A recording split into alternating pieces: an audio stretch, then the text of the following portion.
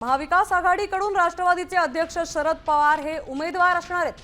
ठाकरे सेना आणि काँग्रेसने शरद पवारांना राज्यसभेसाठी पाठिंबा जाहीर केलाय। सुप्रिया सुळे आणि काँग्रेस प्रदेशाध्यक्ष हर्षवर्धन सपकाळ यांनी संयुक्त पत्रकार परिषदेत या संदर्भात घोषणा केली आहे।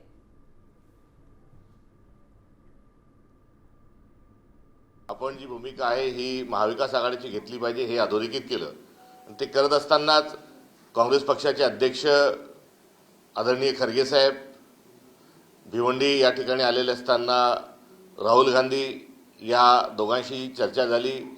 काँग्रेस पक्षाने शरद पवार साहेबांच्या उमेदवारीला पाठिंबा द्यावा अशा प्रकारचा निर्णय हा काँग्रेस पक्षाचा हा झालाय आणि महाविकास आघाडी म्हणून आणि एक ज्येष्ठ नेतृत्व म्हणून आम्ही आदरणीय शरद पवार साहेबांना काँग्रेस पक्ष म्हणून मदत करणार आहोत, मतदान करणार आहोत। ते आमचे उमेदवार राहतील। बिनविरोध व्हावे अशी अपेक्षा आनंदाचे म्हणजे झाला बिनविरोध चांगलंच आहे बिनविरोध झाला बिनविरोध व्हायला पाहिजे। कारण की राज्यसभेचं मतदान फिक्स्ड असते, त्यामुळे मतं काय इकडे तिकडे व्हायचा विषय नसतो, त्यामुळे बिनविरोध होईल अशी आम्हाला खात्री आहे। राज्यसभेला ही प्रतोतला हे ओपन मतदान होतं, विधान परिषदेला मुक्त मतदान, त्यामुळे इथे काही अशा काही शक्यता कुठेच नसते।